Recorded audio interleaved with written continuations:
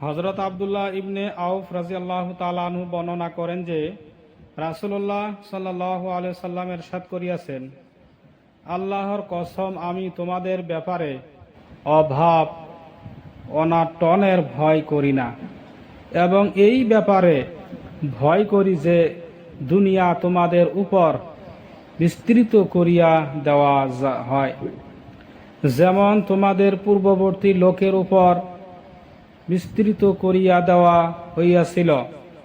অতঃপর তোমরা দুনিয়াকে হাসিল করার জন্য পরস্পর প্রতিযোগিতা করিতে আরম্ভ করো, যেমন তোমাদের পূর্ববর্তী লোকেরা দুনিয়াকে হাসিল করার জন্য পরস্পর প্রতিযোগিতা করিত। অতঃপর দুনিয়া তোমাদেরকে এইভাবে গাফেল করিয়া দেয় যেইভাবে তাহাদিগকে গাফেল করিয়া দিয়াছে। বুখারী। ফায়দা: রাসূলুল্লাহ সাল্লাল্লাহু আলাইহি সাল্লামের ইরশাদ, তোমাদের ব্যাপারে অভাব অনটনের ভয় করি না।